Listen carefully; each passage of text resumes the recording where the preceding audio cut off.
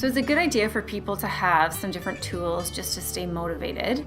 So one thing that works really well actually is keeping a journal or logging what you're doing for exercise. So you can do it in whatever form you want. Some people use their smartphones to do it. Some people still like the pen and paper just to write down that you'd gone for a walk for half an hour, how it felt.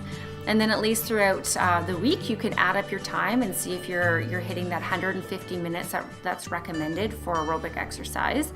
So that's one great way. Another good thing these days is some of the technology is great. So Fitbits, pedometers, anything that can help you see how many steps you're taking in a day. It's kind of great for numbers people that are a bit competitive with themselves to make sure that every day they're trying to hit a new number. They're getting a few more steps in every day.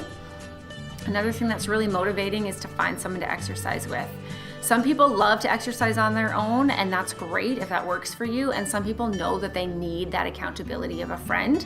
So just be sort of true and own it of what kind of exerciser you are.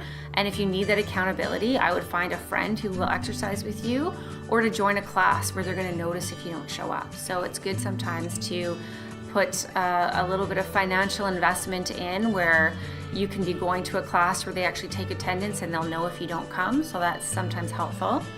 Another thing to really think about is, when are you at your best? When do you have the most energy? I tell people, don't sign up for a 6 a.m. class if you normally don't roll out of bed till 8, because realistically, it's not going to work for you long term. So just find the time of day that works for you and just try to stick to it and be routine.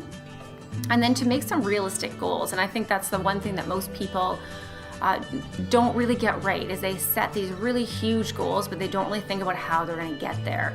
So we talk about SMART goals. So it's an acronym.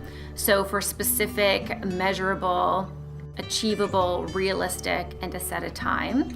So if you think about working through those things to try to set up some of the goals you have, whether it be getting back to a golf game, or it's a weight loss goal, or there's some kind of athletic event that you want to do, that acronym should work to help you sort of figure out a way to do that.